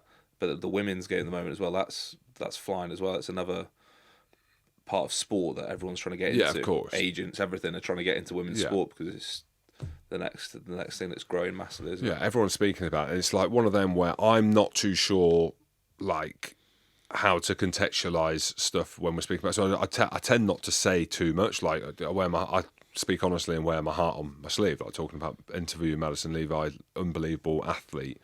But one thing's for sure, like, I've got the girls at home. Like, Beck played sport at a very high level. I've got 2 girls as well. Yeah. And you want that level playing field, don't you? It does feel, and which it is, and this is the same thing when I went to South Africa on a completely different thing to do with how they as a country changed after Nelson Mandela. There was this kind of forced upon shift in terms of politics and government and like people in positions of power, where it took a while for it to balance out. You know, it took a while for the country to balance out, and you know, South Africa is what it is. They've got loads of issues going on, but this sports space and the media and stuff like that, and the stuff that's happening on there, like Joey Barton, fucking hell, great, mate, crazy. He's dangerous. He's fucked himself, isn't he? Do you know what I mean? The way that he's gone about it, but it's trying to have them conversations, right, about what's authentic, where is the growth, what direction does it go in? Because it still feels like I can't say anything, you know, because it feels like regardless of what you say, it's not right, it's not wrong. It's kind of like, what are you doing? Well, it's another thing that's still pretty divisive, isn't it? Divisive is the word. It's another one with politics, like women's sport, and of course, whether you're for or against it, people are always on the other side. And I think it's, again, if you can't say anything because it is divisive still. But which it won't be eventually. No, it won't be eventually. But I'm in sport. What is sport? Sport is athletes, okay? People, like sport, and I've had this before. If you were to ask people in the street, and this is a survey that's been done globally, I think, what is the number one thing people want to do? I would be like, music, because I love music, to be an actor or an actress. Sport's the number one. Oh yeah, most people say play. Most people play, which is crazy. Never played it. Yeah. But sport's number one, and the irony is you're probably going to be retired when you're 35. Yeah. So you've only got a 15-year window of doing one career, whereas music and film and all these other crazy industries, you can go until you go, and that's it. Yeah, there's very few sports that you're retired and you're set, isn't it? You look at American sports and football, basically, in this country. Of course, but then we're in it. So we probably look at other things and be like, that'd be good to do. Yeah. Like, that'd be cool. Like football, like music would be cool, or to be Leonardo DiCaprio or Brad Pitt would be cool. Yeah, it's funny because you say, it's when you meet people. I met a few people over the summer who are CEOs or ex-CEOs of these big finance firms and companies, and it's one of those things, they wish they would have played rugby and want to be you, but you're coming towards the end of your sporting career and you're like, trust me, you've got a lot better, we wish you were you. Yeah. So it's so funny that all those people, and like you say, it is the number one thing that people are saying, because as you know now, after rugby and stuff, we'd rather be them probably. But the things with the sport, and that brings me back to being able to talk about it, the reason it's sport is because you're an athlete. Because of what one human can do in an arena, in a coliseum, in a theatre, you know, like that. Yeah, that's a Solly thing, the Coliseum. Oh, does he talk about it? Well, it's true though. It is true. Anyone who's outside the arena or watching, you don't know what it's like. There you go. And we know that feeling, right? Yeah. And I know that feeling. So when we talk about like sport and the growth of sport, actually being there, don't you? Yeah, the authenticity of the sport lies around the athlete. Okay, if you've got people that are athletes doing it and you're like, wow, then organically and authentically it will grow and there'll be an interest, you know? Like that's why, you know, you look at the Olympics and stuff like that, and the more, sounds crazy, the more athletic the event and the more the 100 metres, fast people, boxing, big massive men, heavyweight boxers, they're the biggest draws, because not only is it about doing something and doing the sport and inclusion and taking part, the real growth and the real interest lies within, fucking hell, I could never do that. Yeah, it's a wow. It's the wow factor, and that's it. You know, and when you look at the tennis and you're watching them, whap, the speed of it, it's like, it's not just tennis. It's not tennis in slow motion. It is tennis at the full-on speed, as in 4.5 hours. And that's what it is. And I think that is where the interest lies and the growth lies, and you know, women's rugby might get to that point one day, and they're putting all the resources in that to make it happen.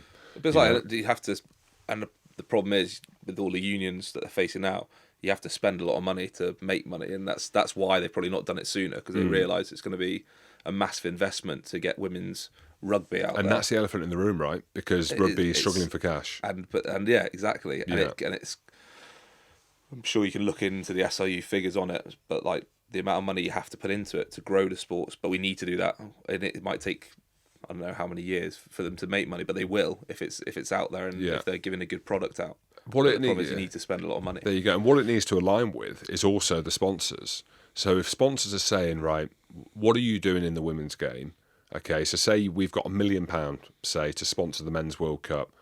Well, if they really mean business, then they'll marry that up with the same. If it's about specifically their, whatever they call it, not return of investment, but it's like their mantra as a company that we're going to do the same for men, we're going to do the same for women. Yeah. Well, show us some money then.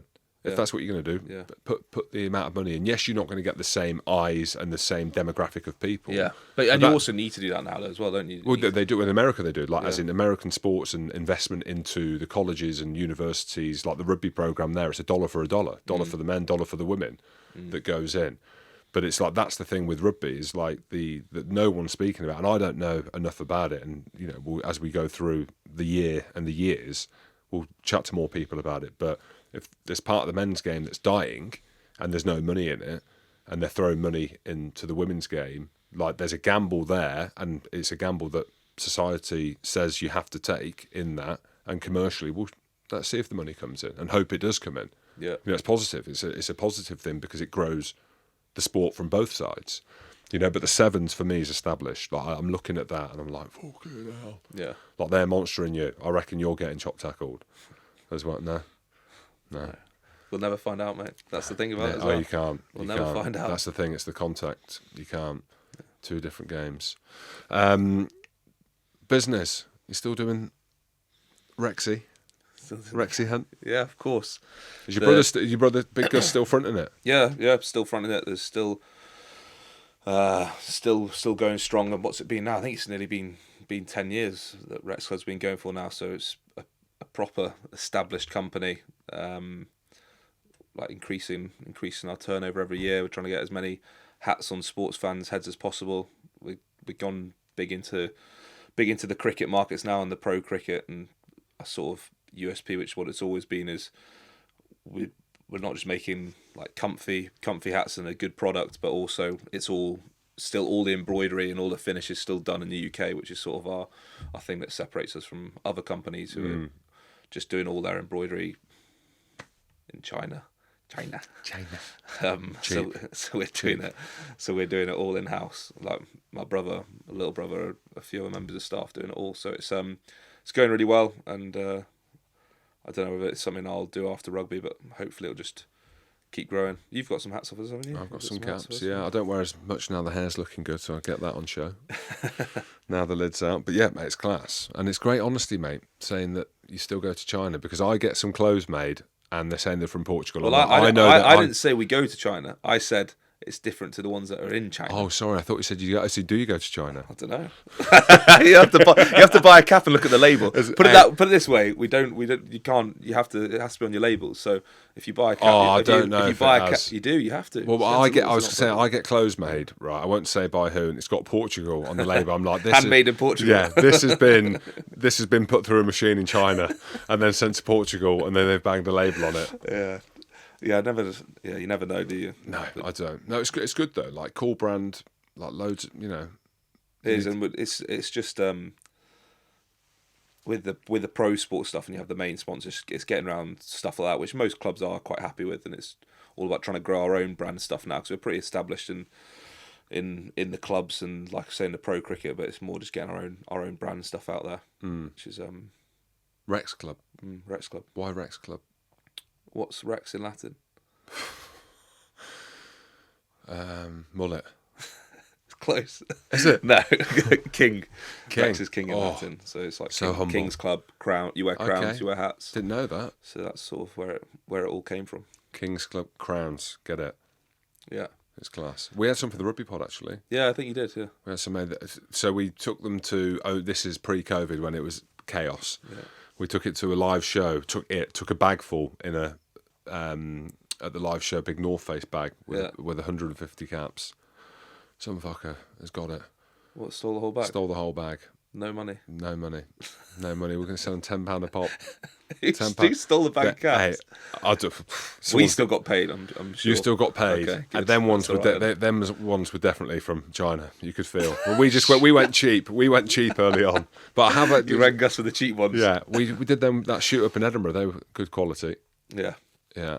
What's has your stuff? Would you say got bigger after COVID, or was bigger before COVID? It's growing. The podcast stuff, and everything. Way bigger after COVID. Yeah. So, I was like, right, we're stopping. I've had enough. I remember a conversation with you. I don't know if it was before. It must have been before COVID, was it? Can't remember where it was, but what did I say? I think you were saying like I think it was actually down at Aki's. Remember that day when we did the Rex Club stuff with the jumpers, and that would have been before COVID, wouldn't it? Been 2020, of course, 2019 maybe. Yeah. And that I remember that was when we were having that conversation. I think you were talking about your coffee and stuff. Doing something a bit different. You were talking about I'm done with rugby, so I kind of want to get out of it. And then obviously since COVID, maybe it has went into a cupboard. Effectively, and started. I was like, I ain't doing this during COVID. Like, got no idea what we're doing. And then during COVID, mate, it just went to another level. Yeah, which was class. Because everyone didn't know what to do. Everyone's at home, and I said, if we do it, let's just have a crack. You know what I mean? I'm not going to be depressed on it. I'm not depressed anyway, but I'm not going to be down about it. During COVID. Yeah, during COVID, and then mate, it just went up to another level, which is wicked, right? As in, you can have an effect by doing a podcast. Yeah, and on rugby. As well, and humbly, the Rugby Pod has kind of been the heartbeat of everything that I've done. So I say lucky, you make your own luck, but I've hustled in that space and turned up every single week. Fruition, it has. Yeah, it's a great. Reap what you sow. Reap what you sow. You make your own luck, and all these things you've got to graft. Yeah. You have. We'll finish and chat a bit about Ruggers.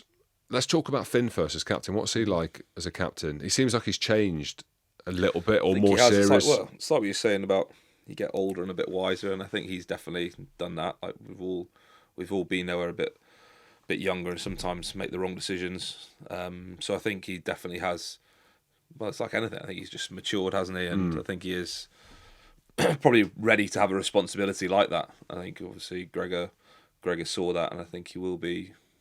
Well, he's a co-captain, obviously, but I think he's will be a good captain, and whether that's leading by example or in the huddles, I think he does a bit of both, and he's he's a popular guy around the squad. There's no one in the squad who wouldn't get on with him or he wouldn't chat to. So I think that's also important when you're picking a captain. You've got to pick someone who's obviously popular with the group as well, because they're sort of the middlemen between the coaches and the players, and the sappy players might go to the captain, but not the coaches, and it all needs to feed back. So, I think it's also probably a good move from Gregor as well, because he's had his differences with Finn, and I think it just shows that they've and keeps him in line. Come together, and he can keep a close eye on him, can't he? Yeah, of course. Like, you're leading. You're captain now. You're captain now. You've got to be responsible, Finn. Yeah, but it means a lot to him, doesn't it? I think people have this impression of Finn that it's a big joke. And he's smiling a lot, and it doesn't really matter. Like, he smiles when he's uncomfortable as well. Like, that's part of it, right? That's the thing. You get a lot of people who say Finn looks like he doesn't care, and all this stuff about the giggling on the field, laughing if he makes a mistake.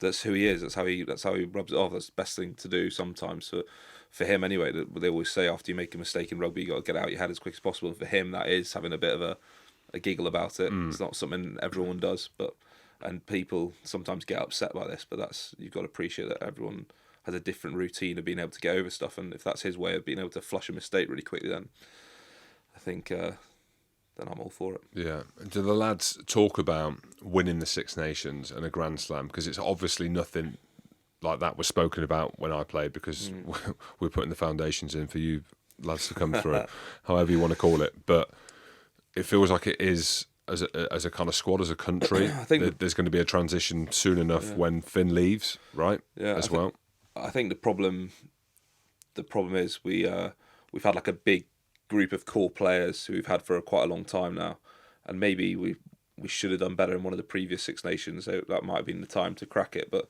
going forward, that squad's still mainly the same as what it has been for the last sort of at least 5 years now. So I think we've got a really good team. It's just being able to make that jump. I mean, like you were saying before, during your era, probably it was making that jump from 1 win to 2 wins. We're sort of at the stage now where we like from 2017, 2018, 20, 21, 22, I think we've consistently got 3 wins out of 5, and it's being able to just make that jump to get to 4 wins, and then you can start talking about winning the Six Nations and stuff like that. And I think until we do that, until we get to like the sort of 4-win mark, I think it's good to be ambitious, and we go into every Six Nations. 2022, I remember going in 2021, we were pretty close to that year, and the players always believe we can do that. But I think it's just you've got to be quiet about it, because you watch things from the outside, and a lot of people like to think that Scotland chat a load of crap, which is rubbish as well. I think it's also so people don't like to see teams. Maybe it's me. People don't like to see teams getting better as well. It's one of those ones. But a lot of teams, out of the teams in the Six Nations at the moment, bar Ireland, we're probably the ones who have had the least disruption going into this campaign.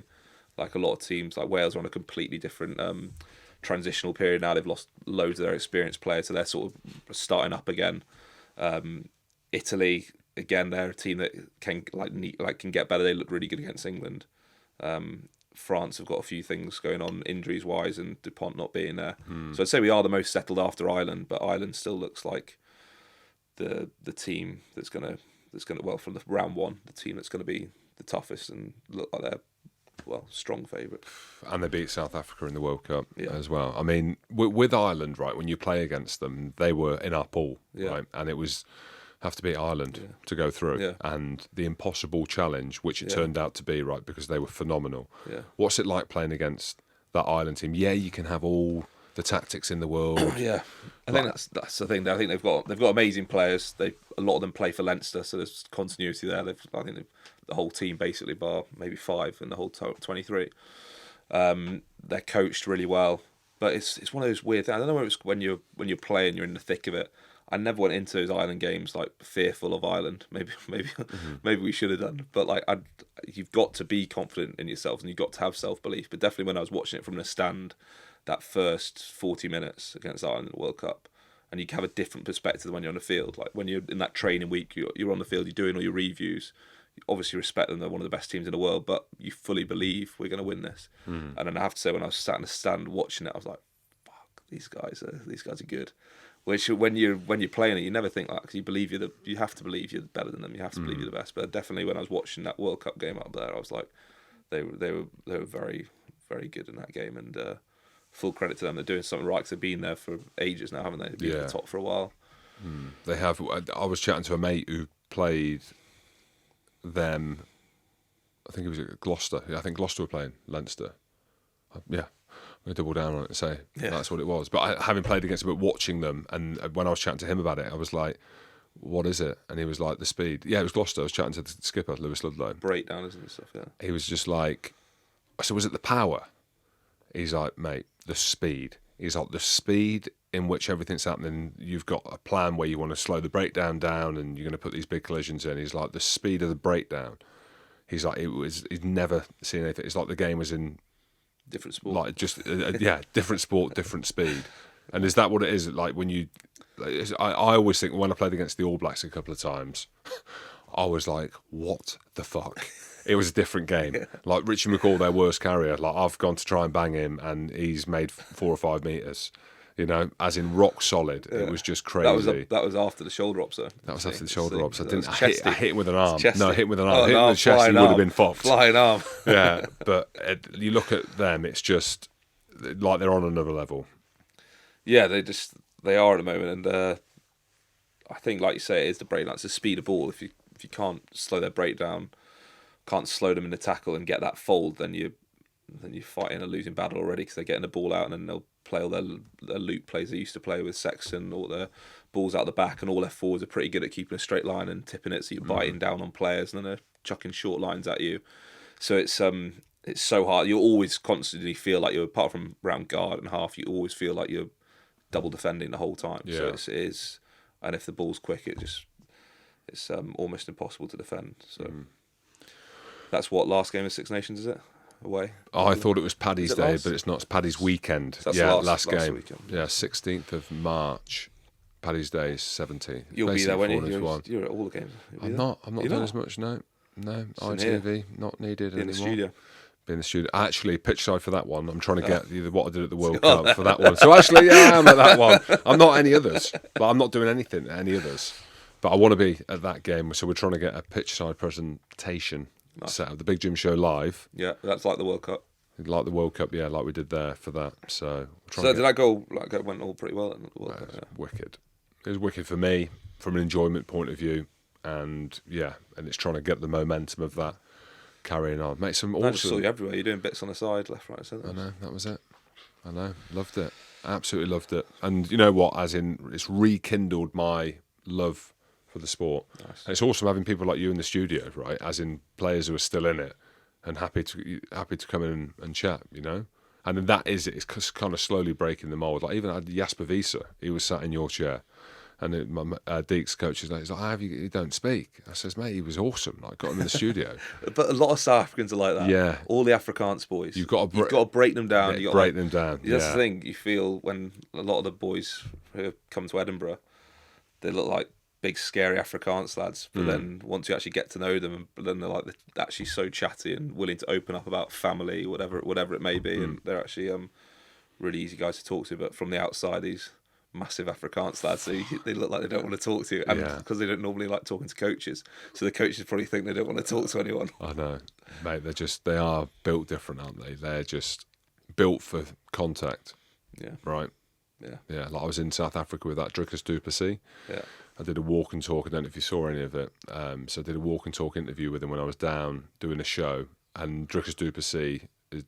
He had a fight a few weeks ago, and won the middleweight championship. Yeah. But the time that he gave, it was crazy because I'm with a UFC fighter that is about to have a fight in a few weeks' time, and he was like, "Mate, how long do you want?" Like, but he loves. That's the. He loves rugby. So lucky because he's an Afrikaans lad. He will love rugby. Well, so there you go, mate. So he was loving it. I was like, but I don't know if you then saw you're it. loving it because you're like UFC. I love awesome, UFC. Yeah. It was wicked. It was so funny. He was like a bit awkward at first. So he was in the gym, and we were there, and I've kind of turned up. But we've been messaging back and forth. Like, got him tickets for the final for South Africa, New Zealand, in France. And he was meant to come pitch side, but he was off his rocker, so he didn't bother coming down. And then, so we just kept in contact or whatever, because I love UFC, so I'm like a super fan. And went to his gym, and it was a bit awkward because there's a few different cameras there. They were doing a behind the scenes thing. And I imagine it's a bit overwhelming, right? And I'm just kind of stood there. And he'd come over and said, I'll be with you in a sec, because we were going to go and do an interview. And he just threw the gloves at me and was like, mate, before we go and do that, he said, give a roll. Yeah, he said, let's have he called it an icebreaker. And I had to do. Well, he said 1 round, but I did 2 rounds with him. And it was obviously going real super soft on you. No, he was going well hard. And then after, I was saying to him, I reckon I could take it. You know, you have the like, as in how long could you spend in the ring with like Tyson Fury, for example, or Mike Tyson? I reckon I could do 2 rounds with Mike Tyson. What the fuck are you talking about? But with the UFC guys, it'd be even less than the boxer. Well, because they're just going to take you down and kill you. Put you to sleep, exactly. And that's where he got me. So I was on my feet for a bit. And I thought he was blasting me. So I thought he was going full noise, but I watched the footage back and he was literally like rabbit punches. You thought he was going full noise. You're there ringing the wife, just lasted 2 minutes with him. I was telling all the lads, and the content came out. I was like, God, did I say that he went full noise? But that was it. It was like you earn your stripes. And they're awesome. Like the UFC guys, the access you get, because it's their personal, it's them, isn't it? It's their brand. Yeah. Not that by doing something with me increases their brand, but like they just do. Like that's when the UFC's good, though, isn't it? Where Dana White sort of nailed it. He sort of gives all his men and women fighters like free reign to do what they want. Say what they want. Whereas in rugby and other sports, you're almost owned, aren't you? And you have to ask to do things. And well, your personality is controlled by the media manager, exactly. So which you have is to be crazy. Careful what you're saying.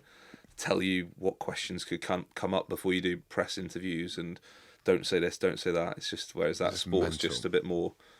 Well, free speech. Yeah. Just say what you want. You're your own person. It's meant like some of the stuff they say is crazy. What is it? The Sean Strickland? Yeah, that's one that he beat. Yeah, some of the stuff they're mental. Yeah, they're mental. Absolutely crazy. But then it gets brushed under the carpet. I mean, but they're different. They're fighters, right? Exactly. They're doing like one of the most dangerous sports in the world. Like one of the most they're like also the scariest people in the world. So yeah, just let them be. Should we wrap up? Do you want to wrap it up? No, you wrap it up. It goes quick, doesn't it?